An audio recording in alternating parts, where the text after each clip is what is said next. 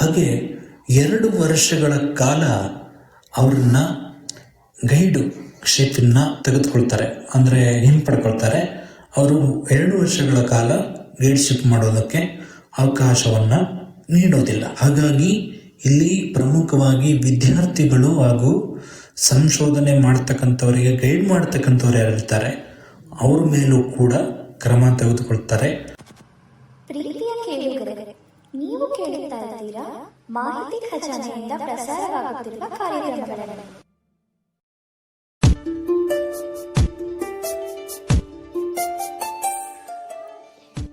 ನಿಮ್ಮ ಸ್ಪರ್ಧಾತ್ಮಕ ಪರೀಕ್ಷೆಗಳ ಕನಸನ್ನು ನನಸಾಗಿಸುವಲ್ಲಿ ಮಾಹಿತಿ ಖಜಾನೆ ನಿಮ್ಮೊಂದಿಗೆ.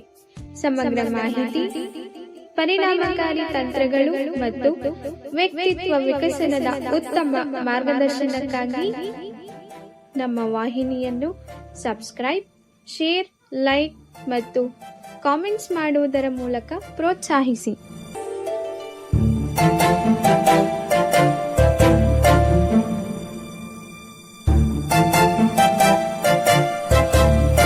ಮಾಹಿತಿ ಖಜಾನೆಗೆ ಸ್ವಾಗತ. ದಯವಿಟ್ಟು ನಮ್ಮ ಚಾನೆಲ್ಗೆ ಚಂದಾದಾರರಾಗಿ ಮತ್ತು ನಮ್ಮನ್ನ ಬೆಂಬಲಿಸಿ. ಧನ್ಯವಾದಗಳು. ಆತ್ಮೀಯ ಕೇಳುಗರಿಗೆಲ್ಲ ನಮಸ್ಕಾರ. ಮಾಹಿತಿ ಖಜಾನೆಯ ಪರೀಕ್ಷಾ ವಿಶೇಷ ಕೆಸೆಟ್ ಮತ್ತು UGC ನೆಟ್ ಪರೀಕ್ಷಾ ತಯಾರಿ ಕುರಿತ ಈ ಕಾರ್ಯಕ್ರಮಕ್ಕೆ ನಮ್ಮೆಲ್ಲ ಕೇಳುಗರಿಗೂ ಪ್ರೀತಿಯ ಸ್ವಾಗತ. ನಾವು ಕಳೆದ ಸಂಚಿಕೆಯಲ್ಲಿ ಎಡಿಟಿಂಗ್ ಅಂದ್ರೆ ಏನು, ಸಂಶೋಧನೆಯಲ್ಲಿ ಎಡಿಟಿಂಗ್ ನ ಪಾತ್ರ ಏನು ಅನ್ನೋದನ್ನ ಅರ್ಥ ಮಾಡ್ಕೊಂಡಿದ್ವಿ. ಇವತ್ತಿನ ಸಂಚಿಕೆಯಲ್ಲಿ ಎಡಿಟಿಂಗ್ನ ಮಹತ್ವ ಏನು, ಹಾಗೆ ಎಡಿಟಿಂಗ್ನಲ್ಲಿ ಏನೆಲ್ಲ ಶಿಸ್ತು ಕ್ರಮಗಳನ್ನು ಅನುಸರಿಸಬೇಕು ಅನ್ನುವಂತಹ ವಿಷಯವನ್ನು ಕೊನೆಯ ಸಂಚಿಕೆಯಲ್ಲಿ, ಇವತ್ತಿನ ಈ ಭಾಗದ ಕೊನೆಯ ಸಂಚಿಕೆಯಲ್ಲಿ ತಿಳಿಯುವಂಥ ಪ್ರಯತ್ನವನ್ನು ಮಾಡೋಣ. ಬನ್ನಿ, ಹಾಗಿದ್ರೆ ಹೆಚ್ಚು ತಡ ಮಾಡದೆ ಇವತ್ತಿನ ಸಂಚಿಕೆಯನ್ನು ಪ್ರಾರಂಭ ಮಾಡೋಣ. ಅದಕ್ಕೂ ಮೊದಲು ಇನ್ನು ಯಾರು ಸಬ್ಸ್ಕ್ರೈಬ್ ಮಾಡದೆ ನೋಡ್ತಾ ಇದ್ದರೆ ಈ ಕೂಡಲೇ ಸಬ್ಸ್ಕ್ರೈಬ್ ಮಾಡ್ಕೊಳ್ಳಿ.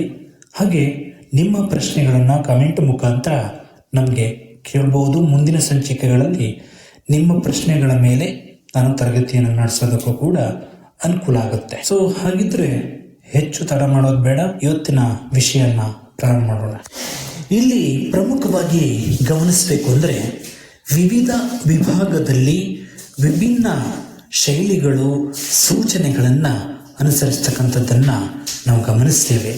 ಆರೋಗ್ಯ ಕ್ಷೇತ್ರದಲ್ಲಿ ಒಂಥರ ಆದರೆ ಶೈಕ್ಷಣಿಕ ಕ್ಷೇತ್ರದಲ್ಲಿ ಒಂಥರ ನಡೆಸ್ತಾರೆ. ಈ ಎಲ್ಲ ಕ್ರಮಗಳನ್ನು ಅನುಸರಿಸಿಕೊಂಡು ತಮ್ಮದೇ ಆದಂತಹ ನೀತಿಯಲ್ಲಿ ಈ ಒಂದು ಸಂಶೋಧನಾ ವರದಿಯನ್ನು ತಯಾರು ಮಾಡ್ತಾರೆ. ಅಂದರೆ ಶೈಕ್ಷಣಿಕವಾಗಿ ಗಮನಿಸಿದಾಗ ಒಂದು ಸೂಚನೆಗಳು, ಅಲ್ಲಿ ಇರ್ತಕ್ಕಂತಹ ಸೂಚನೆಗಳೇ ವಿಭಿನ್ನವಾಗಿರುತ್ತೆ. ಇನ್ನು ನೀವು ಈಗಾಗಲೇ ಗಮನಿಸಿರುವಂತೆ ಕೇಸ್ ಸ್ಟಡಿ ಅಂತಕ್ಕಂಥ ವಿಷಯದ ಮೇಲೆ ನಾನು ತರಗತಿ ಮಾಡಿದ್ದೀನಿ. ಅದನ್ನು ಯಾರು ಕೇಳಿಲ್ಲ ಅಲ್ಲಿ ಕೇಳಿಸ್ಕೊಳ್ಳಿ. ಅಲ್ಲೂ ಕೂಡ ವಿವಿಧ ಆಯಾಮಗಳ ರೀತಿಯಲ್ಲಿ ವರದಿಗಳನ್ನು ಸಿದ್ಧಪಡಿಸ್ತಾರೆ. ಅದೇ ಪ್ರಕಾರವಾಗಿ ಇಲ್ಲಿ ಎಡಿಟಿಂಗ್ನಲ್ಲಿ ಪ್ರಮುಖವಾಗಿ ಗಮನಿಸಬೇಕಂತ ಅಂಶ ಏನಪ್ಪ ಅಂದರೆ ಆಯಾ ಕ್ಷೇತ್ರಕ್ಕೆ ಹೇಗೆ ಬೇಕೋ ಹಾಗೆ ವರದಿಯನ್ನು ಸಂಪಾದಿಸ್ತಕ್ಕಂಥದ್ದು, ತಯಾರಿ ಮಾಡ್ತಕ್ಕಂಥದ್ದನ್ನು ಕೂಡ ನಾವು ಪ್ರಮುಖವಾಗಿ ಗಮನಿಸ್ತೇವೆ. ಇಲ್ಲಿ ಪ್ರಮುಖವಾಗಿ ಮೊದಲನೇ ಶೈಲಿ ಯಾವುದಪ್ಪ ಅಂದರೆ APA ಶೈಲಿ. ಇದು ಅಮೇರಿಕನ್ ಅಸೋಸಿಯೇಷನ್ ಅವರು ಬಳಸ್ತಕ್ಕಂತಹ ಶೈಲಿ. ಅಲ್ಲಿ ಪ್ರಮುಖವಾಗಿ ಹಲವಾರು ವಿಧಾನಗಳಿರ್ತಕ್ಕಂಥದ್ದು ಎಡಿಟಿಂಗ್ನಲ್ಲಿ. ಅದರಲ್ಲಿ ಪ್ರಮುಖವಾಗಿ APA ಶೈಲಿ. ಈ APA ಶೈಲಿಯು ಅಮೇರಿಕನ್ ಅಸೋಸಿಯೇಷನ್ ವತಿಯಿಂದ ಅವರು ಬಳಸ್ತಿದ್ದಂತಹ ಆ ಶೈಲಿಯನ್ನು ನಾವು ಕೂಡ ಇವತ್ತಿಗೂ ಅಳವಡಿಸ್ಕೊಂಡಿದ್ದೀವಿ. ಕೆಲವೊಂದು ಸಂಶೋಧನಾ ವರದಿಗಳು ಈ ರೂಪದಲ್ಲಿ ತಯಾರಾಗ್ತಕ್ಕಂಥದ್ದನ್ನು ನಾವು ಪ್ರಮುಖವಾಗಿ ಗಮನಿಸ್ತೇವೆ. ಇನ್ನು ಇದು ಪ್ರಮುಖವಾಗಿ ಸಾಮಾಜಿಕ ವಿಜ್ಞಾನ, ಮನೋವಿಜ್ಞಾನ ಕ್ಷೇತ್ರದಲ್ಲಿ ಹಾಗೆ ಶೈಕ್ಷಣಿಕ ಕ್ಷೇತ್ರದಲ್ಲಿ ಪ್ರಮುಖವಾಗಿ ಬಳಕೆಯಲ್ಲಿದೆ.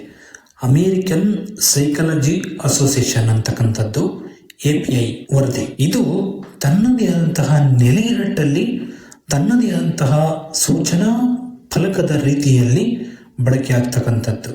ಯಾವುದೇ ಸೂಚನೆಗಳನ್ನು ನೀಡ್ತಕ್ಕಂಥ ಸಂದರ್ಭದಲ್ಲಿ ಅವುಗಳನ್ನು ಹೇಗೆ ಬಳಸಬೇಕು ಅಂತಕ್ಕಂತಹ ವೈಶಿಷ್ಟ್ಯ ಅಂಶಗಳನ್ನು ತಿಳ್ಕೊಳ್ಳೋದಕ್ಕೆ ಇದು ಸಹಾಯ ಮಾಡುತ್ತೆ. ಪ್ರಮುಖವಾಗಿ ಈ ಶೈಲಿ ಏನಪ್ಪಾ ಅಂದರೆ ದಿನಾಂಕಕ್ಕೆ ಒತ್ತು ನೀಡುತ್ತೆ. ಈ ಒಂದೊಂದು ಶೈಲಿಗಳು ಒಂದೊಂದು ಮಹತ್ವವಾದಂಥ ಅಂಶಗಳಿಗೆ ಒತ್ತು ನೀಡ್ತಕ್ಕಂಥದ್ದನ್ನು ಗಮನಿಸ್ತೇವೆ. ಈ API ಶೈಲಿ ಅಂತಕ್ಕಂಥದ್ದೇನಿದೆ ಇದು ನಿಖರವಾದ ದಿನಾಂಕಕ್ಕೆ ಒತ್ತು ನೀಡುತ್ತದೆ.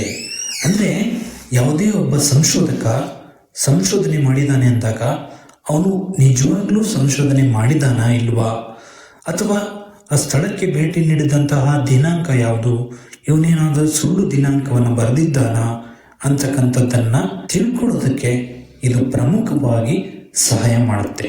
ಇದಿಷ್ಟೇ ಅಲ್ಲದೆ ಔಪಚಾರಿಕತೆ ಮತ್ತು ಸ್ಪಷ್ಟತೆಗೆ ಒತ್ತು ನೀಡುತ್ತದೆ. ಅಂದರೆ ನಿಜವಾದ ಘಟನೆಗಳು, ಅಂದರೆ ಸ್ಪಷ್ಟವಾದಂತಹ ವಿಷಯ, ಈ ವಿಷಯ ಏನಿದೆ ಅದು ಸ್ಪಷ್ಟತೆಯಿಂದ ಕೂಡಿದೆಯಾ ಅಥವಾ ಏನಾದರೂ ಕಾಪಿ ಪೇಸ್ಟ್ ಮಾಡಿದಾರಾ, ಕಟ್ ಮಾಡ್ಕೊಂಡು ಬಂದಿದ್ದಾರಾ, ಅಂತರ್ಜಾಲದಿಂದ ತಂದಿದ್ದಾರಾ ಅನ್ನೋದನ್ನು ಕಂಡುಹಿಡಿಯೋದಕ್ಕೆ ಈ API ಶೈಲಿ ಬಳಕೆಯಾಗತ್ತೆ. ಹಾಗಾಗಿ ಸಂಶೋಧಕರು ಏನಿರ್ತಾರೆ ಅವರು ಇದ್ರ ಬಗ್ಗೆ ಗಮನ ವಹಿಸೋದು ಬಹಳ ಸೂಕ್ತ. ಯಾಕಪ್ಪ ಅಂದರೆ ಇಂತಹ ವಿಷಯಗಳ ಮೇಲೇ ನಿಮ್ಮ ಸಂಶೋಧನಾ ವರದಿಗಳು PhDಗಳನ್ನ ತಗೊಳ್ತಕ್ಕಂಥ ಸಂದರ್ಭದಲ್ಲಿ ಇಂತಹ ವಿಷಯಗಳಲ್ಲೇ ನೀವು ಸೋತು ಹೋಗ್ಬಿಡ್ತೀರ. ಆಗ ನಿಮಗೆ PhD ಪದವಿ ಕೂಡ ಸಿಗದೇ ಇರತಕ್ಕಂಥ ಸಾಧ್ಯತೆಗಳು ಹೆಚ್ಚಾಗಿರುತ್ತವೆ. ಹಾಗಾಗಿ ಇಂಥ ವಿಷಯಗಳ ಬಗ್ಗೆ ಕೇವಲ UGC ನೆಟ್ KSET ಮಾತ್ರ ಓದ್ಕೊಳ್ಳೋದಲ್ಲ, ಮುಂದೆ ಸಂಶೋಧನೆ ಮಾಡಬೇಕು ಅಂತ ಇರ್ತಕ್ಕಂಥವರು ಕೂಡ ಇದ್ರ ಬಗ್ಗೆ ಆಲೋಚನೆ ಮಾಡಬಹುದು. ಇನ್ನು ಮುಂದಿನ ಶೈಲಿ MLA ಶೈಲಿ. ಇದ್ರ ಬಗ್ಗೆ ಸ್ವಲ್ಪ ತಿಳ್ಕೊಳ್ತಕ್ಕಂಥ ಪ್ರಯತ್ನವನ್ನು ಮಾಡೋಣ. MLA ಶೈಲಿ ಅಂದರೆ ಮಾಡರ್ನ್ ಲ್ಯಾಂಗ್ವೇಜ್ ಅಸೋಸಿಯೇಷನ್ ಇವರು ಪ್ರಸ್ತುತಪಡಿಸ್ತಕ್ಕಂತಹ ಶೈಲಿ. ಇದು ಮಾಡರ್ನ್ ಲ್ಯಾಂಗ್ವೇಜ್ ಅಸೋಸಿಯೇಷನ್. ಮೊದಲನೇದು ಅಮೇರಿಕನ್ ಸೈಕಲಾಜಿಕಲ್ ಅಸೋಸಿಯೇಷನ್. ಇದನ್ನ ಗಮನದಲ್ಲಿಟ್ಕೊಳ್ಳಿ. ಇವು ಬಹಳ ಮುಖ್ಯವಾಗಿ ಬರ್ತಕ್ಕಂಥದ್ದು. UGC ನೆಟ್ಟಲ್ಲಿರ್ಬೋದು, KSET ಎಲ್ಲದರಲ್ಲೂ ಕೂಡ ಇಂತಹ ಪ್ರಶ್ನೆಗಳನ್ನ ಕೇಳ್ತಾರೆ. ಹಾಗಾಗಿ ಇದರ ಬಗ್ಗೆ ಗಮನ ವಹಿಸೋದು ಸೂಕ್ತ. MLA ಶೈಲಿ ಇದನ್ನ ನೋಡೋಣ. ಇದು ಪ್ರಮುಖವಾಗಿ ಮಾನವಿಕ ವಿಷಯಗಳು, ಕಲೆ ಮತ್ತು ಸಾಹಿತ್ಯಕ್ಕೆ ಒತ್ತು ನೀಡ್ತವೆ. ಅಂದರೆ ಮನುಷ್ಯನ ಬಗ್ಗೆ ಅಧ್ಯಯನ ಮಾಡ್ತಕ್ಕಂಥ ಸಂದರ್ಭದಲ್ಲಿ, ಮಾನವನಿಗೆ ಸಂಬಂಧಪಟ್ಟಂತಹ ಯಾವುದೇ ವಿಷಯದ ಬಗ್ಗೆ ಅಧ್ಯಯನ ಮಾಡ್ತಕ್ಕಂಥ ಸಂದರ್ಭದಲ್ಲಿ, ಹಾಗೆ ಕಲೆ, ಸಾಹಿತ್ಯ, ವಾಸ್ತುಶಿಲ್ಪ ಇವುಗಳ ಬಗ್ಗೆ ಅಧ್ಯಯನ ಮಾಡ್ತಕ್ಕಂಥವರು ಈ ಶೈಲಿಯನ್ನು ಅನುಸರಿಸ್ತಕ್ಕಂಥದ್ದನ್ನು ಪ್ರಮುಖವಾಗಿ ಗಮನಿಸ್ತೇವೆ. ಇದು ಪ್ರಮುಖವಾಗಿ ಲೇಖಕ ಮತ್ತು ಪುಟ ಸಂಖ್ಯೆಗೆ ಒತ್ತು ನೀಡ್ತಕ್ಕಂಥದ್ದನ್ನು ಪ್ರಮುಖವಾಗಿ ಗಮನಿಸ್ತೇವೆ. ಅಂದರೆ ಪುಟ ಸಂಖ್ಯೆ ಹೇಗಿರಬೇಕು, ಯಾವ ಭಾಗದಲ್ಲಿ ಬರಬೇಕು, ಹಾಗೆ ನಿಜವಾದ ಲೇಖಕರು ಯಾರು ಅನ್ನೋದನ್ನು ಪತ್ತೆ ಹಚ್ಚೋದಕ್ಕೆ ಇದು ಸಹಾಯ ಮಾಡುತ್ತೆ. ಅಂದರೆ ಕೆಲವರು ಏನು ಮಾಡಿರ್ತಾರೆ ಅಂದರೆ ಲೇಖಕರು ಯಾರು ಇರ್ತಾರೆ ಅವ್ರ ಹೆಸರಲ್ಲಿ ಇವರು ಮಾಡ್ಕೊಳ್ತಕ್ಕಂಥದ್ದು. ಇವತ್ತು ಸಾಕಷ್ಟು ನಡೀತಾ ಇದೆ. ಇದ್ರ ಬಗ್ಗೆನೇ ಸಾಕಷ್ಟು ವರದಿಗಳು, ಸಿದ್ಧಾಂತಗಳು, ಪತ್ರಿಕಾ ವರದಿಗಳನ್ನ ನೀವೆಲ್ಲ ಗಮನಿಸಿರ್ತೀರಿ. ಅದ್ರ ಬಗ್ಗೆ ನಾನು ಹೆಚ್ಚು ಮಾತಾಡಬೇಕು ಹೋಗಲ್ಲ. ಆದರೆ ವಿಷಯವನ್ನು ನಾನು ಎಲ್ಲರೂ ಕೂಡ ತಿಳಿಸ್ಬೇಕಾದ್ದು ನನ್ನ ಕರ್ತವ್ಯ, ಅದನ್ನು ಮಾಡ್ತಾ ಇದ್ದೀನಿ ಅಷ್ಟೇ. ಸೊ ಇಲ್ಲಿ ಪ್ರಮುಖವಾಗಿ ಲೇಖಕರು ಯಾರು, ಅವರ ಸಾಹಿತ್ಯ ಇದು ನಿಜವಾಗ್ಲೂ ಅವರದೇನಾ ಅಂತಕ್ಕಂಥದ್ದನ್ನು ಪರಿಶೀಲನೆ ಮಾಡೋದಕ್ಕೆ ಈ MLA ಶೈಲಿ ಬಳಕೆಯಾಗುತ್ತೆ ಸಂಶೋಧನೆಯಲ್ಲಿ. ಇಲ್ಲಿ ಪ್ರಮುಖವಾಗಿ ವಿಶ್ಲೇಷಕರು ಮೂಲ ಪಠ್ಯದ ವಿಷಯವನ್ನು ವಿಶ್ಲೇಷಣೆ ಮಾಡೋದು ಪ್ರಧಾನ ಅಂಶವಾಗಿ ಇಲ್ಲಿ ತೆಗೆದುಕೊಳ್ತಾರೆ. ಅಂದರೆ ಯಾವುದೇ ಒಬ್ಬ ವ್ಯಕ್ತಿ ತಾನು ಸಂಶೋಧನೆ ಮಾಡ್ತಕ್ಕಂಥ ಸಂದರ್ಭದಲ್ಲಿ ಮೂಲ ಪಠ್ಯದಿಂದ ಏನಾದರೂ ಕಾಪಿ ಪೇಸ್ಟ್ ಮಾಡಿದರೆ ಇಂತಹ ಸಂದರ್ಭಗಳಲ್ಲಿ ಸಿಗಾಕೊಳ್ತಕ್ಕಂತಹ ಸಾಧ್ಯತೆ ಹೆಚ್ಚಾಗಿರುತ್ತೆ. ನಂತರದಲ್ಲಿ ನಿಮ್ಮ PhD ಪದವಿ ಕೂಡ ಹೋಗ್ತಕ್ಕಂತಹ ಸಾಧ್ಯತೆ ಹೆಚ್ಚಾಗಿರುತ್ತೆ. ಇನ್ನು ಚಿಕಾಗೋ ಮತ್ತು ವ್ಯಾಂಕಾಗೋ ಶೈಲಿಗಳು. ಚಿಕಾಗೋ ಮತ್ತು ವ್ಯಾಂಕಾಗೋ ಶೈಲಿ ಏನು ಅಂತ ಈಗ ತಿಳಿಯೋಣ. ಚಿಕಾಗೋ ಶೈಲಿ ಅಂತಕ್ಕಂಥದ್ದೇನಿದೆ ಇದು ಪ್ರಮುಖವಾಗಿ ಇತಿಹಾಸ ಮತ್ತು ಕೆಲವು ಕಲಾ ಪ್ರಕಾರಗಳಲ್ಲಿ ಬಳಕೆಯಲ್ಲಿರ್ತಕ್ಕಂಥದ್ದನ್ನು ಪ್ರಮುಖವಾಗಿ ಗಮನಿಸ್ತೇವೆ. ಇದು ಪ್ರಮುಖವಾಗಿ ಅಡಿಟಿಪ್ಪಣಿಗಳು ಮತ್ತು ವಿವರಣಾ ಸೂಚಿ ಅಂಶಗಳನ್ನು ತಿಳಿಯುವುದಕ್ಕೆ ಅವಕಾಶವನ್ನು ಕಲ್ಪಿಸಿಕೊಡುತ್ತೆ. ಅಂದರೆ ಅಡಿಟಿಪ್ಪಣಿ ಅಂತ ಇರುತ್ತೆ. ಯಾವುದೇ ಒಂದು ವಿಷಯವನ್ನು ನಾವು ಆಳವಾಗಿ ಅಧ್ಯಯನ ಮಾಡೋದಕ್ಕೆ ನಾವು ಅದರ ಬಗ್ಗೆ ಮೊದಲಿಗೆ ಜ್ಞಾನವನ್ನು ಸಂಪಾದನೆ ಮಾಡೋದು ಬಹಳ ಮುಖ್ಯ. ಈ ಜ್ಞಾನವನ್ನು ಸಂಪಾದನೆ ಮಾಡಬೇಕು ಅಂದರೆ ನಾವು ಇಂತಹ ಅಂಶಗಳನ್ನು ಪ್ರಮುಖವಾಗಿ ಗಮನಿಸ್ಕೋಬೇಕು. ಆಗ ಮಾತ್ರ ಇಂತಹ ವಿಷಯಗಳು ತಿಳ್ಕೊಳ್ಳೋದಕ್ಕೆ ಸಾಧ್ಯ ಆಗುತ್ತೆ. ಇನ್ನು ವ್ಯಾಂಕೋವರ್ ಶೈಲಿ ಅಂತಕ್ಕಂಥದ್ದೇನಿದೆ, ಇದು ವೈದ್ಯಕೀಯ ಕ್ಷೇತ್ರ, ಭೌತವಿಜ್ಞಾನ ಇಲ್ಲಿ ಬಳಕೆಯಲ್ಲಿದೆ. ಇದು ಸಂಕೇತಗಳ ಮೂಲಕ ಮಾಹಿತಿಗಳನ್ನು ತಿಳಿದುಕೊಳ್ಳಲು ಸಹಾಯ ಮಾಡುತ್ತದೆ. ಇನ್ನು ಸಂಶೋಧನೆಯಲ್ಲಿ ನೈತಿಕತೆಯ ಬಗ್ಗೆ ಈಗಾಗಲೇ ನಾನು ತಿಳಿಸಿದ್ದೀನಿ, ಹಾಗಾಗಿ ಇಲ್ಲಿ ಹೆಚ್ಚಾಗಿ ನಾನು ತಿಳಿಸೋದಕ್ಕೆ ಹೋಗಲ್ಲ. ಯಾವುದೇ ಒಬ್ಬ ವ್ಯಕ್ತಿ ಸಂಶೋಧನೆ ಮಾಡಬೇಕು ಅಂದರೆ ಅಲ್ಲಿ ನೈತಿಕತೆ ಅನ್ನೋದು ಬಹಳ ಮುಖ್ಯವಾದಂತಹ ಅಂಶ. ಹಾಗೆ ಕೃತಿಚೌರ್ಯ ಅಂತಕ್ಕಂಥದ್ದು ಪ್ರಮುಖವಾಗಿ ಇನ್ನೊಬ್ಬರ ಹೆಸರನ್ನ ಹಾಕ್ಕೊಂಡು ನಮ್ಮ ಮೂಲ ಲೇಖಕರ ಹೆಸರನ್ನ ಬಿಟ್ಟು ಇನ್ನೊಬ್ಬರ ಹೆಸರನ್ನ ಹಾಕ್ಕೊಂಡು ಅಲ್ಲಿ ನೀವು ಪದವಿಯನ್ನು ಪಡಿತಕ್ಕಂಥದ್ದು, PhDಗಳನ್ನು ತೆಗೆದುಕೊಳ್ತಕ್ಕಂಥದ್ದು. ಇತ್ತೀಚೆಗೆ ಸಾಕಷ್ಟು ಜನ ಇಂತಹ ಕೆಲಸಗಳನ್ನ ಮಾಡಿ ಹಾಗೆ ಬೇರೆ ಬೇರೆ ವಿಶ್ವವಿದ್ಯಾನಿಲಯಗಳು ಇಲ್ಲದೇ ಇರತಕ್ಕಂಥ ವಿಶ್ವವಿದ್ಯಾನಿಲಯಗಳಿಂದ PhDಗಳನ್ನ ತೆಗೆದುಕೊಂಡು ತಮ್ಮ ಉದ್ಯೋಗವನ್ನು ಕಳೆದುಕೊಂಡಿರ್ತಕ್ಕಂಥ ಸ್ಥಿತಿಯನ್ನು ಈಗಾಗಲೇ ಸಾಕಷ್ಟು ಪತ್ರಿಕೆಗಳಿಂದ ನೀವು ತಿಳ್ಕೊಂಡಿದ್ದೀರಿ. ಹಾಗಾಗಿ ಈ ಬಗ್ಗೆನೂ ಕೂಡ ನಮ್ಮ ಸ್ನೇಹಿತರು, ವಿದ್ಯಾರ್ಥಿಗಳು ಈಗ ಏನು ಓದ್ತಾ ಇದ್ದೀರಿ, ನೀವು ಇಂತಹ ಮಾರ್ಗಗಳನ್ನ ಅನುಸರಿಸದೆ ನ್ಯಾಯಯುತ ದಾರಿಯಲ್ಲಿ ನಿಮ್ಮ PhD ಪದವಿಗಳನ್ನು ತೆಗೆದುಕೊಂಡು ಎಲ್ರಿಗೂ ಒಳ್ಳೆಯದಾಗಬೇಕು. ಯಾಕಂದರೆ ಒಳ್ಳೆಯದಾಗಬೇಕು ಅಂತಲೇ ನಾವು ಈ ಕ್ಲಾಸ್ಗಳನ್ನೆಲ್ಲ ಮಾಡ್ತಾ ಇರೋದು. ಹಾಗಾಗಿ ನಮ್ಮಿಂದ ಒಂದಿಷ್ಟು ಮಾಹಿತಿ ಎಲ್ರಿಗೂ ಸಿಕ್ತು ಅಂತ ಅಂದರೆ ನಾವು ಒಂದು ಬದುಕಿದ್ದಕ್ಕೂ ನಮ್ಮ ಜೀವನ ಮುಂದೆ ಸಾಗ್ತಾ ಇರೋದಕ್ಕೂ ಕೂಡ ಒಂದು ಸಾರ್ಥಕ ಆಗುತ್ತೆ. ಯಾಕಂದ್ರೆ ಇಂತಹ ಉದ್ದೇಶದಿಂದ ಈ ಮಾಹಿತಿಗಳನ್ನ ನೀಡಲಾಗ್ತಾ ಇದೆ. ಇನ್ನು ಸಂಪಾದಕರ ಜವಾಬ್ದಾರಿ, ಎಡಿಟಿಂಗ್ ಮಾಡ್ತಕ್ಕಂಥವ್ರ ಜವಾಬ್ದಾರಿ ಏನು ಅಂತ ನೋಡೋದಾದ್ರೆ, ಪ್ರಮುಖವಾಗಿ ಒಂದು ಲೇಖನವು ಮೂಲ ಲೇಖಕರಿಗೆ ಸಂಬಂಧಪಟ್ಟಿದೆಯೇ ಇಲ್ಲವೇ ಅಂತಕ್ಕಂಥದ್ದನ್ನ ಪರಿಶೀಲಿಸಿಕೊಳ್ಳುವುದು ಕೂಡ ಬಹಳ ಮುಖ್ಯವಾದಂತಹ ಅಂಶ. ಅಂದರೆ ಲೇಖಕರು ಯಾರು, ಅವರ ಹಿನ್ನೆಲೆ ಏನು ಅನ್ನೋದನ್ನ ಮೊದಲಿಗೆ ತಿಳಿಸ್ತಕ್ಕಂಥದ್ದನ್ನ ನೀವು ಸಾಕಷ್ಟು ಕಾದಂಬರಿಗಳಲ್ಲಿ ಗಮನಿಸಿರ್ತೀರಿ. ಯಾವುದೇ ಕಾದಂಬರಿಯನ್ನ ಶುರು ಮಾಡೋದಕ್ಕೂ ಮೊದಲು ಆ ಮೂಲ ಲೇಖಕರ ಬಗ್ಗೆ, ಲೇಖಕರ ಮಾತು ಅಂತಕ್ಕಂತಹ ಟಿಪ್ಪಣಿಯಲ್ಲಿ ಒಂದು ಶೀರ್ಷಿಕೆಯಲ್ಲಿ ಒಂದಿಷ್ಟು ಬರಹ ಬಂದಿರುತ್ತೆ. ಅದನ್ನು ಗಮನಿಸಿರ್ತೀರಿ ಅಂತ ಅಂದ್ಕೊಳ್ತೀನಿ. ಯಾರು ಕನ್ನಡ ಸಾಹಿತ್ಯದ ಕಾದಂಬರಿಗಳನ್ನ ಓದಿರ್ತಾರೆ ಅವರಿಗೆ ಇದರ ಬಗ್ಗೆ ಗೊತ್ತಿರುತ್ತೆ.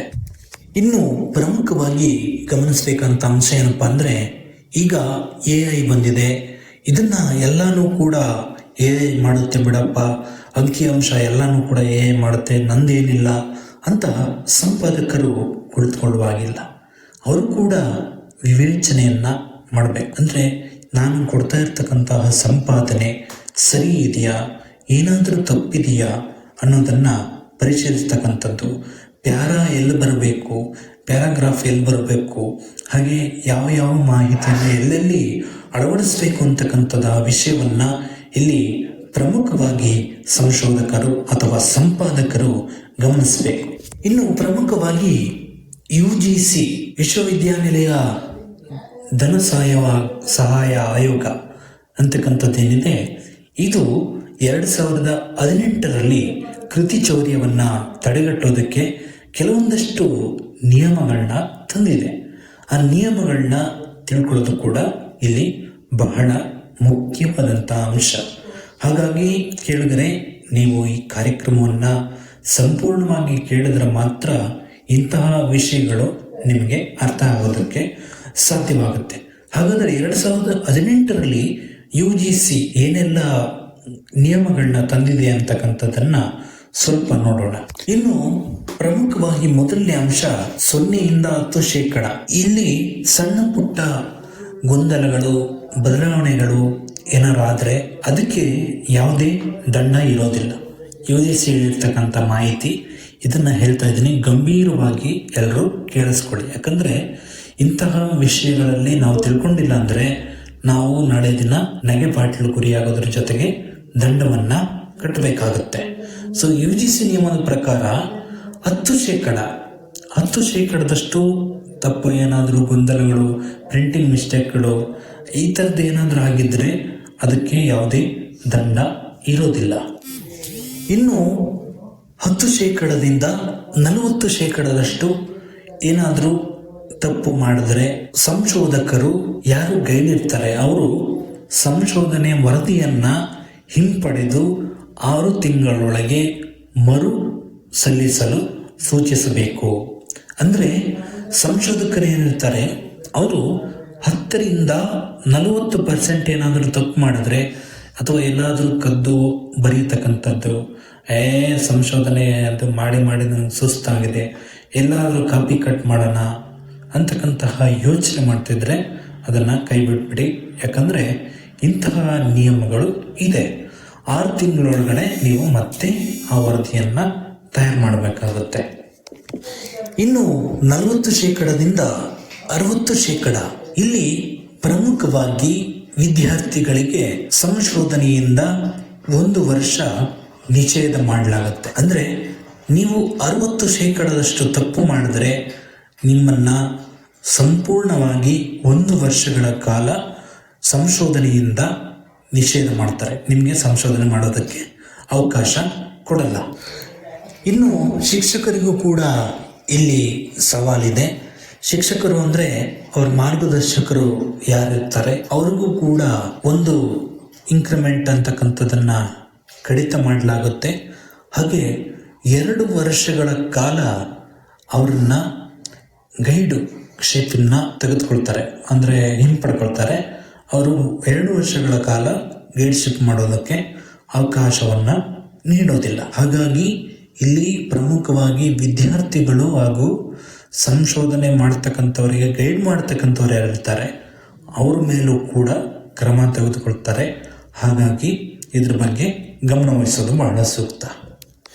ಇನ್ನು 60ಕ್ಕಿಂತ ಹೆಚ್ಚು 100ರ ತನಕ ಅಂತ ಇಟ್ಕೊಳ್ಳಿ. ಆಗ ವಿದ್ಯಾರ್ಥಿಗಳ ನೋಂದಣಿಯನ್ನು ರದ್ದುಪಡಿಸಲಾಗುತ್ತೆ. PhDಗೆ ನೋಂದಣಿ ಮಾಡ್ಕೊಂಡಿರ್ತೀರಿ, ಆ ನೋಂದಣಿಯನ್ನು ರದ್ದು ಮಾಡಲಾಗುತ್ತೆ. ಹಾಗೆ ಶಿಕ್ಷಕರಿಗೆ 2 ವರ್ಷಗಳ ವಾರ್ಷಿಕ ವೇತನ ಹೆಚ್ಚಳ ಮಾಡ್ತಾರಲ್ಲ ಅದನ್ನು 2 ವರ್ಷಗಳ ಕಾಲ ಅದನ್ನು ಸಂಪೂರ್ಣವಾಗಿ ನಿಷೇಧ ಮಾಡಲಾಗುತ್ತೆ. ಹಾಗೆ 3 ವರ್ಷಗಳ ಕಾಲ ಮಾರ್ಗದರ್ಶಕರಾಗಿ ಕೆಲಸ ಮಾಡೋದಕ್ಕೆ ಅವಕಾಶ ಕಲ್ಪಿಸಿಕೊಡೋದಿಲ್ಲ. ಸೊ UGC ಗೈಡ್ಲೈನ್ಸ್ ಪ್ರಕಾರ ಈ ಕಾನೂನುಗಳನ್ನು ರೂಪಿಸಲಾಗಿದೆ. ಹಾಗಾಗಿ ಪ್ರತಿಯೊಬ್ಬರು ಕೂಡ ಶಿಕ್ಷಕರಿಂದ ಹಿಡಿದು ವಿದ್ಯಾರ್ಥಿಗಳವರೆಗೆ ಯಾರಾದರೂ ಸಂಶೋಧನೆ ಮಾಡಬೇಕು, ನಾನು PhD ಮಾಡಬೇಕು ಅಂತ ಯೋಚನೆ ಮಾಡ್ತಿದ್ರೆ ಇಂತಹ ಅಂಶಗಳನ್ನು ಗಮನಿಸ್ಕೊಡೋದು ಬಹಳ ಸೂಕ್ತ. ಇದನ್ನು ಬರೀ UGC ನೆಟ್ಗೆ KSETಗೆ ಮಾತ್ರ ಪ್ರಿಪೇರ್ ಆಗ್ತಿರೋರನ್ನು ಕೇಳಬೇಕು ಅಂತ ಇಲ್ಲ, ಎಲ್ಲರೂ ಕೂಡ ಕೇಳಿಸ್ಕೋಬಹುದು. ಇಂಥ ಮಾಹಿತಿಗಳು ಎಲ್ಲೂ ಕೂಡ ಸಿಗಲ್ಲ. ನಮಗೆ ನೋಡೋದ್ರಿಂದ ಮಾಹಿತಿ ಸಿಗಲ್ಲ, ಕೇಳೋದ್ರಿಂದ ಮಾತ್ರ ಮಾಹಿತಿ ಸಿಗುತ್ತೆ ಅಂತ ನಾನು ಹೇಳ್ತೀನಿ. ಯಾಕಪ್ಪ ಅಂದರೆ ಕೇಳಿಸ್ಕೊಂಡ್ರೆ ಅದು ಒಂದಿಷ್ಟು ಮನಸ್ಸಿನಲ್ಲಿರುತ್ತೆ. ನೋಡಿದ್ರೆ ಬಿಡು ಆಮೇಲೆ ನೋಡಿದ್ರಾಗುತ್ತೆ, ಮತ್ತೆ ನೋಡ್ಬೋದು, ಯೂಟ್ಯೂಬ್ನಲ್ಲಿ ಇರುತ್ತಲ್ವಾ ಅಂತ ಯೋಚನೆ ಮಾಡ್ತೀರಾ.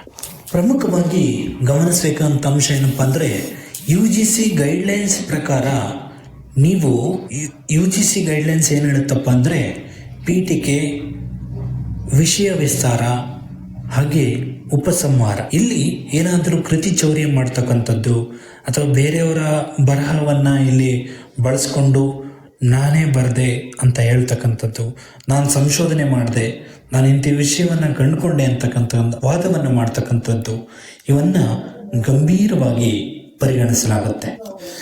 ಇನ್ನು ಇತ್ತೀಚೆಗೆ AI ಬಂದಿದೆ, ಎಲ್ಲವನ್ನು ಕೂಡ ಅವೇ ಮಾಡಿಕೊಟ್ಬಿಡುತ್ತೆ ಅಂತಕ್ಕಂಥ ಆಲೋಚನೆ ಇಟ್ಕೊಂಡಿದ್ರೆ ಅದು ಕೂಡ ಗಂಭೀರವಾಗಿ ಪರಿಗಣಿಸ್ತಾರೆ. ಹಾಗಾಗಿ AI ಬಳಸ್ತಕ್ಕಂಥವರು ಕೂಡ ಇದ್ರ ಬಗ್ಗೆ ಯೋಚನೆ ಮಾಡಬೇಕು. ನಾವು ಯಾವುದೇ ತಂತ್ರಜ್ಞಾನಗಳು ಬಂದರೂ ಕೂಡ ಸಂಶೋಧನೆಯಲ್ಲಿ ನಿಜಾಂಶ ಏನಿದೆ ಅನ್ನೋದನ್ನ ನಮಗೆ ತಿಳ್ಕೊಂಡಿರ್ಬೇಕು. ನಾಳೆ ದಿನ ನಾವು ಸೆಮಿನಾರ್ ಮಾಡುವಾಗಲಿ ಅಥವಾ ನಾವು ಏನಾದರೂ ಇದರ ಬಗ್ಗೆ ಗಂಭೀರವಾಗಿ ಚಿಂತನೆ ನಡೆಸಬೇಕು ಅಂದರೆ ಈ ಎಲ್ಲ ಅಂಶಗಳನ್ನು ಗಮನಿಸ್ಕೋಬೇಕು. ಇನ್ನು AI ನೀಡ್ತಕ್ಕಂತಹ ಎಲ್ಲ ಮಾಹಿತಿ ಸತ್ಯ ಅನ್ಕೋಬಾರದು. ಅಲ್ಲಿ ತಪ್ಪು ಇರ್ಬೋದು, ಕೆಲವು ಬಾರಿ ಅಲ್ಲಿ ಇಲ್ಲದೇ ಇರ್ತಕ್ಕಂತಹ ಮಾಹಿತಿಯನ್ನು ಕೂಡ AI ನೀಡ್ಬೋದು. ಹಾಗಾಗಿ AI ಬಳಸ್ತಕ್ಕಂಥವ್ರಿಗೆ ಮತ್ತೊಂದು ಸವಾಲು ಏನಾಗುತ್ತಪ್ಪ ಅಂದರೆ ಯೋಚನೆ ಶಕ್ತಿ ಹೊರಟೋಗ್ಬಿಡುತ್ತೆ. ಅಂದರೆ ಲೇಖಕರಾದವರು ಯೋಚನೆನೇ ಮಾಡಲ್ಲ, ಬಿಡಪ್ಪ AI ಮಾಡಿಬಿಡುತ್ತೆ ಎಲ್ಲನೂ, ಅದೇ ಮಾಡುತ್ತಲ್ಲ ನಾವು ಯಾಕೆ ಮಾಡಬೇಕು ಅನ್ನುವಂತಹ ಆಲೋಚನೆಯಲ್ಲಿ ನಾವು ಮುಳುಗ್ಬಿಡ್ತೀವಿ. ಹಾಗೇನಪ್ಪ ಅಂದರೆ ನಮಗೆ ಜ್ಞಾನ ತಿಳಿಯಲ್ಲ, ಕೇವಲ ಬರಹ ಬರುತ್ತೆ, ನಾವೇನೋ ಸಬ್ಮಿಟ್ ಮಾಡ್ತೀವಿ, ಏನೋ PhD ತಗೊಳ್ತೀವಿ, ಮತ್ತೆ ನಾವು ಡಾಕ್ಟರ್ ಅಂತ ಹಾಕೊಳ್ತೀವಿ ಅಷ್ಟೇ. ಇನ್ನು ಅಂತಾರಾಷ್ಟ್ರೀಯ ಮಟ್ಟದಲ್ಲಿ ಲೇಖನಗಳನ್ನ ಬರೀತಕ್ಕಂಥವರು ಗಮನಿಸಬೇಕಂತ ಅಂಶಗಳನ್ನು ಈಗ ನೋಡೋಣ. ಕೆಳಗಡೆ ಅಂತಾರಾಷ್ಟ್ರೀಯ ಮಟ್ಟದಲ್ಲಿ ಲೇಖನಗಳನ್ನು ಬರೀತಕ್ಕಂಥವರು ಪ್ರಮುಖವಾಗಿ AI ಏನಾದರೂ ಮಾಹಿತಿಯನ್ನು ತಗೊಂಡಿದ್ರೆ ತಾವು ಬರೆದದ್ದು ಲೇಖಕರು ಎಂದು ಘೋಷಿಸುವಂತಿಲ್ಲ, ಅದರ ವಿರುದ್ಧ ಕ್ರಮವನ್ನು ಜರುಗಿಸಬೇಕಾಗುತ್ತದೆ. ಅಂದರೆ ನೀವೇನಾದರೂ AI ಮಾಹಿತಿಯನ್ನು ತಗೊಂಡಿದ್ರೆ ಅದನ್ನು ಘೋಷಣೆ ಮಾಡಬೇಕಾಗುತ್ತೆ, ನಾನು AI ಇಂತಹ ಸಾಧನದಿಂದ ಮಾಹಿತಿಯನ್ನು ತಗೊಂಡಿದ್ದೀನಿ ಅಂತ. ಸೊ ಹಾಗಾಗಿ ಅಂತಾರಾಷ್ಟ್ರೀಯ ಮಟ್ಟದಲ್ಲಿ ಸೂಚಿಸಿರ್ತಕ್ಕಂತಹ ಮಾರ್ಗದರ್ಶನಗಳನ್ನು ಗಮನಿಸಿದಾಗ ನಾವು ಸಂಶೋಧನೆಯಲ್ಲಿ ಪಾರದರ್ಶಕತೆಯನ್ನು ತರಬೇಕು ಅನ್ನುವಂಥ ಉದ್ದೇಶದಿಂದ ಇಂತಹ ಅಂಶಗಳನ್ನು ಅಳವಡಿಸಲಾಗಿರುತ್ತೆ. ಇಲ್ಲಿ ಪ್ರಮುಖವಾಗಿ ಯಾವುದೇ ಒಬ್ಬ ವ್ಯಕ್ತಿ ಅಂತಾರಾಷ್ಟ್ರೀಯ ಮಟ್ಟದಲ್ಲಿ ಲೇಖನವನ್ನ ಬರೆಯುವಂಥ ಸಂದರ್ಭದಲ್ಲಿ ತನ್ನ ಸ್ವಂತ ಆಲೋಚನೆಯನ್ನ ಬಳಸಬೇಕಾಗುತ್ತೆ. AI ಬಳಸಿದ್ದನ್ನ ಪರಿಗಣಿಸಲ್ಲ. ಒಂದು ವೇಳೆ ಸಂಶೋಧಕರು AI ಬಳಸಿದ್ರೆ ಅಂತಾದರೆ ಲೇಖಕರ ಮೂಲ ಧ್ವನಿ ಬದಲಾಗದಂತೆ ಎಚ್ಚರಿಕೆ ವಹಿಸೋದು ಕೂಡ ಬಹಳ ಸೂಕ್ತ ಆಗುತ್ತೆ. ಒಂದು ವೇಳೆ ಲೇಖಕರ ಕೈಲಿ ನೀವು ಮೂಲ ಲೇಖಕರ ಕೈಲಿ ಹೇಳಿಸ್ಬೇಕು ಮಾಹಿತಿ ಅಂತ ಅನ್ಕೊಂಡಿರ್ತೀರಿ, ರೆಕಾರ್ಡಿಂಗ್ ಮೂಲಕ ನಾನು ಹೇಳ್ತಿದ್ದನ್ನೆಲ್ಲ ಹೀಗೆ ನೀವು ಹೇಳಿಸ್ಬೇಕು ಅಂತ ಅನ್ಕೊಂಡಿರ್ತೀರಿ. ಆಗ ಮೂಲ ಧ್ವನಿ, ಲೇಖಕರ ಮೂಲ ಧ್ವನಿ ಬದಲಾಗದಂತೆ ನೋಡ್ಕೋಬೇಕಾಗುತ್ತೆ. ಒಂದು ವೇಳೆ ಬದಲಾದರೆ ಅದರ ಕಾನೂನು ಕ್ರಮವನ್ನು ಎದುರಿಸಬೇಕಾಗುತ್ತೆ. ಇನ್ನು ಸ್ವಯಂ ಸಂಪಾದನೆ. ಈ ಸ್ವಯಂ ಸಂಪಾದನೆ ಅಂತಕ್ಕಂಥದ್ದು, ನಾನು ಈಗ ಏನಾದರೂ ಮಾಹಿತಿಯನ್ನು ಸಂಪಾದನೆ ಮಾಡಬೇಕು ಅಂದರೆ ಅದ್ರ ಬಗ್ಗೆ ನಾನು ಬರಿಬೇಕು, ಹಾಗೆ ವಿರಾಮ ತಗೊಳ್ಳೋದಕ್ಕೆ ಅವಕಾಶ ಇರುತ್ತೆ. ಇಲ್ಲಿ ಶ್ರಮ ಕಡಿಮೆ ಇರುತ್ತೆ, ಯಾಕಂದರೆ ನನಗೆ ಬೇಕಾದಾಗ ನಾನು ಸ್ವಯಂ ಸಂಪಾದನೆ ಮಾಡ್ಕೋಬೋದು, ಹಾಗೆ ಅದನ್ನು ಪ್ರಕಟಣೆ ಮಾಡ್ಬೋದು. ಈ ಪ್ರಕಟಣೆ ಮಾಡುವ ಮೊದಲು ನಾವು ಕೂಲಂಕುಷವಾಗಿ ಆಲೋಚನೆ ಮಾಡೋದಕ್ಕೆ ಅವಕಾಶ ಸಿಗುತ್ತೆ. ಏಕದಮ್ ನಾವು ಲೇಖನವನ್ನು ಪ್ರಕಟಣೆ ಮಾಡಿಲ್ಲ, ಬದಲಾಗಿ ನಾವು 10 ಬಾರಿ ಯೋಚನೆ ಮಾಡೋದಕ್ಕೂ ಕೂಡ ಇಲ್ಲಿ ಅವಕಾಶ ಸಿಗುತ್ತೆ. ಇನ್ನು ಕೆಲವು ದಿನಗಳ ನಂತರ ನೀವು ಬರಹವನ್ನು ಮತ್ತೆ ಓದಿದರೆ ನಿಮಗೆ ಹೊಸ ಆಲೋಚನೆಗಳು ಬರ್ತವೆ. ಆಗ ಹೊಸ ಆಲೋಚನೆಯನ್ನು ಅಳವಡಿಸ್ಕೊಳ್ಳೋದಕ್ಕೂ ಕೂಡ ಅವಕಾಶ ಸಿಗುತ್ತೆ.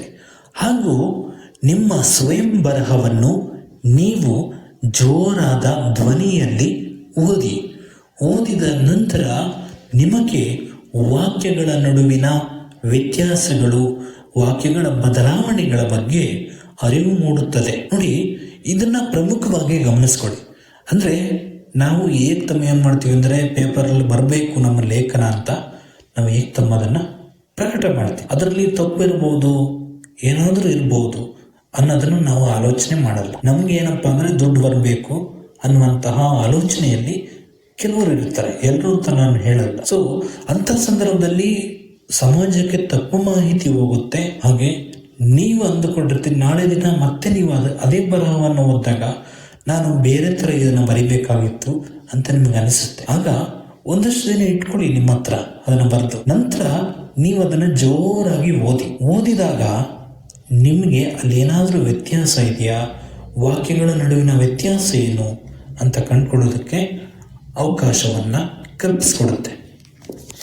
ಇನ್ನು ಕಂಪ್ಯೂಟರಲ್ಲಿ ನೀವು ನೋಡೋದ ಬದಲು ಪ್ರಿಂಟ್ಔಟನ್ನು ತೆಗೆದುಕೊಳ್ಳಿ. ಅಂದರೆ ಕಾಗದದ ಮೇಲೆ ನೋಡಿದ್ರೆ ಬಹಳಷ್ಟು ಬದಲಾವಣೆಗಳು ಕಾಣಿಸುತ್ತೆ. ಮತ್ತೆ ಕಂಪ್ಯೂಟರ್ ಅಥವಾ ಲ್ಯಾಪ್ಟಾಪ್ ಪರದೆ ಮೇಲೆ ನೋಡಿದಾಗ ಅಲ್ಲೂ ಕೂಡ ಬೇರೆ ರೀತಿ ನಿಮಗೆ ಕಾಣಿಸ್ಬೋದು. ಇಲ್ಲಿ ಏನಾದರೂ ತಪ್ಪಾಗಿರ್ಬೋದು, ಅಥವಾ ಪ್ರಿಂಟ್ಔಟ್ ತೆಗೆದಾಗ ನಿಮಗೆ ಇಂತಿಂಥ ಕಡೆ ತಪ್ಪಾಗಿದೆ ಅಂತಕ್ಕಂಥದ್ದು ನಿಮಗೆ ಸರ್ವಸಾಮಾನ್ಯವೇ ಗೊತ್ತಾಗುತ್ತೆ. ಆಗ ಆ ತಪ್ಪು ಏನಾಗಿದೆ ಅನ್ನೋದನ್ನು ಕಂಡುಕೊಳ್ಳೋದಕ್ಕೂ ಕೂಡ ಇದು ಅವಕಾಶವನ್ನ ಕಲ್ಪಿಸಿಕೊಡುತ್ತೆ. ಇನ್ನು ನೀವು ಬರೆದ ಲೇಖನದ ಮೇಲೆ ಮತ್ತೊಂದು ದೃಷ್ಟಿಕೋನವನ್ನ ತಯಾರು ಮಾಡಿಕೊಳ್ಳಿ. ಆಗ ನಿಮಗೆ ವಿಷಯದ ಆಳವಾದ ಅರಿವು ಮೂಡೋದಕ್ಕೆ ಸಾಧ್ಯವಾಗುತ್ತೆ. ಅಂದರೆ ಈಗ ನಾನು ಒಂದು ಲೇಖನವನ್ನು ಬರೆದಿದ್ದೀನಿ, ಆ ಲೇಖನದ ಬಗ್ಗೆ ನನಗೆ ಏನನ್ನಿಸುತ್ತೆ ಅನ್ನೋದನ್ನ ನಾನು ಬರಿಬೇಕು. ಆಗ ನನಗೆ ಆ ಲೇಖನದ ಮೇಲಿರ್ತಕ್ಕಂತಹ ಅಭಿಮಾನ, ಪ್ರೀತಿ ಏನು ಅನ್ನೋದು ನನಗೆ ಅರ್ಥ ಆಗುತ್ತೆ. ಇನ್ನು ನನ್ನ ಕ್ಲಾಸ್ ಕೇಳ್ತಕ್ಕಂಥವರು ಒಂದು ರೀತಿ ಅಭಿಪ್ರಾಯವನ್ನ ವ್ಯಕ್ತಪಡಿಸ್ಬೋದು. ಕೆಲವರು ಚೆನ್ನಾಗಿದೆ, ಇನ್ನು ಕೆಲವರು ಚೆನ್ನಾಗಿಲ್ಲ ಅಂತ ಅಭಿಪ್ರಾಯವನ್ನು ವ್ಯಕ್ತಪಡಿಸ್ಬೋದು. ಅವರವರ ಭಾವಕ್ಕೆ, ಅವರವರ ಭಕ್ತಿಗೆ ಅಂದಾಗೆ ಅವರು ಹೇಗೆ ಅಂದ್ಕೊಳ್ತಾರೋ ಹಾಗೆ. ಈ ಕ್ಲಾಸಸ್ಗಳನ್ನು ಕೇಳ್ತಂಥವ್ರು ಕೆಲವರಾದರೂ ಕೂಡ UGC ನೆಟ್ಟನ್ನು ಪಾಸ್ ಮಾಡಿಕೊಂಡು KCET ಮಾಡಿಕೊಂಡು ಒಂದಿಷ್ಟು ಪ್ರೀತಿ ವಿಶ್ವಾಸವನ್ನು ಇಟ್ಕೊಂಡಿರ್ತಾರೆ. ಸೊ ಹಾಗೆ ಇಂತಹ ಸಂದರ್ಭಗಳಲ್ಲಿ ನಮ್ಮ ಬರಹದ ಬಗ್ಗೆ, ನಮ್ಮ ವಿಚಾರಗಳ ಬಗ್ಗೆ ಆಳವಾದ ಅಧ್ಯಯನವನ್ನ ಮಾಡೋದಕ್ಕೆ ನಮಗೆ ಈ ಮತ್ತೆ ಮರುರೂಪಿಸ್ತಕ್ಕಂಥದ್ದು, ನಿಮ್ಮ ಲೇಖನವನ್ನೆಲ್ಲ ಬದಲಾಗಿ ನಿಮ್ಮ ಲೇಖನದ ಬಗ್ಗೆ ಬರಹವನ್ನ ನೀವು ಬರೀತಕ್ಕಂಥದ್ದು ಕೂಡ ಇಲ್ಲಿ ಬಹಳ ಮುಖ್ಯವಾದಂತಹ ಅಂಶ ಆಗುತ್ತೆ. ಇನ್ನು ಕೆಳಗಡೆ ಕೊನೆಯದಾಗಿ ಹೇಳೋದೇನಪ್ಪ ಅಂದ್ರೆ, ಪ್ರತಿಯೊಬ್ಬರು ಕೂಡ ಸಂಶೋಧನೆಯನ್ನ ಮಾಡಬೇಕು. ಅದ್ರ ಬಗ್ಗೆ ತಮ್ಮದೇ ಆದಂತಹ ಕನಸುಗಳನ್ನು ಕಟ್ಕೊಂಡಿರ್ತಕ್ಕಂಥವ್ರು ಇರ್ತಾರೆ. ಎಲ್ರಿಗೂ ಕೂಡ ಒಳ್ಳೇದಾಗ್ಲಿ ಅಂತಕ್ಕಂಥದ್ದು ನನ್ನ ಭಾವನೆ. ಯಾಕಂದ್ರೆ ಸಂಶೋಧನೆ ಅಂದ್ರೆ ಸುಮ್ಮನೆ ಅಲ್ಲ, ಅಲ್ಲಿ ಎಲ್ಲಾ ತರದ ಕಷ್ಟಗಳು, ಹಣದ ಖರ್ಚು ಸಾಕಷ್ಟಿರುತ್ತೆ. ಆದ್ರೂ ಕೂಡ ಸಂಶೋಧನೆ ಮಾಡ್ತಕ್ಕಂಥ ಸಂದರ್ಭದಲ್ಲಿ ನೈತಿಕತೆ ಅಂತಕ್ಕಂಥದ್ದು ಬಹಳ ಮುಖ್ಯ. ಎಡಿಟಿಂಗ್ ಮಾಡ್ತಕ್ಕಂಥ ಸಂದರ್ಭದಲ್ಲಿ, ವರದಿಗಳನ್ನು ತಯಾರು ಮಾಡ್ತಕ್ಕಂಥ ಸಂದರ್ಭದಲ್ಲಿ ಈ ವರದಿ ತಯಾರಿಕೆಯ ಬಗ್ಗೆ ನಾನು ನಿಮಗೆ ಕೊನೆಯದಾಗಿ ತಿಳಿಸ್ತೀನಿ, ಅದು ಹೇಗೆ ಅಂತ. ಅಲ್ಲಿವರೆಗೂ ಕೇಳ್ತಾ ಇರಿ ಈ ಕಾರ್ಯಕ್ರಮಗಳನ್ನ ಅಂತ ಹೇಳ್ತೀನಿ. ಹಾಗೆ ಈ ವಿಷಯ ಏನಪ್ಪ ಅಂದರೆ, ಎಲ್ಲವನ್ನೂ ಕೂಡ ನಾವು ಕೂಲಂಕುಷವಾಗಿ ಪರಿಶೀಲಿಸಬೇಕು. ಯಾವುದೇ ಸಂಶೋಧನೆ ಸುಮ್ಮನೆ ಕಾಟಾಚಾರಕ್ಕಾಗಿ ಮಾಡೋದಲ್ಲ, ಅದರಿಂದ ಒಂದಿಷ್ಟು ಸದುಪಯೋಗವಾಗಬೇಕು, ಜ್ಞಾನ ಎಲ್ರಿಗೂ ಹಂಚಲ್ಪಡಬೇಕು. ಆಗ ಮಾತ್ರ ನಿಮ್ಮ ಸಂಶೋಧನೆಗಳು ನಿಜವಾದ ಅರ್ಥದಲ್ಲಿ ಒಂದು ಉನ್ನತ ಮಟ್ಟದ ಒಂದು ಸಂಶೋಧನೆಯಾಗೋದಕ್ಕೆ ಸಾಧ್ಯವಾಗುತ್ತೆ. ಕೇಳುಗರೆ, ಈ ಎಲ್ಲ ಅಂಶವನ್ನ ಪ್ರತಿಯೊಬ್ಬರು ಕೂಡ ಗಮನದಲ್ಲಿ ಇಟ್ಕೊಳ್ತೀರಿ ಅಂತಕ್ಕಂತಹ ಭಾವನೆಯೊಂದಿಗೆ ಇವತ್ತಿನ ಈ ಕಾರ್ಯಕ್ರಮವನ್ನು ಮುಗಿಸ್ತಾ ಇದ್ದೀನಿ. ಮತ್ತೊಮ್ಮೆ ಮುಂದಿನ ವಾರ ಮತ್ತೊಂದು ವಿಷಯದೊಂದಿಗೆ ನಿಮ್ಮನ್ನು ಭೇಟಿಯಾಗ್ತೀನಿ. ಅಲ್ಲಿವರೆಗೂ ಮಾಹಿತಿ ಖಜಾನೆಯ ಕಾರ್ಯಕ್ರಮಗಳನ್ನ ಕೇಳಿಸ್ತಾ ಇರಿ. ಇನ್ನು ಯಾರು ಸಬ್ಸ್ಕ್ರೈಬ್ ಮಾಡದೇ ಇದ್ದರೆ ಇಂತಹ ಅಮೂಲ್ಯ ಮಾಹಿತಿಗಳಿಗಾಗಿ ಈ ವಾಹಿನಿಯನ್ನ ಸಬ್ಸ್ಕ್ರೈಬ್ ಮಾಡ್ಕೊಳ್ಳಿ ಅಂತ ಹೇಳ್ತಾ, ಎಲ್ರಿಗೂ ಒಳ್ಳೆಯದಾಗಲಿ. ಜೈ ಹಿಂದ್.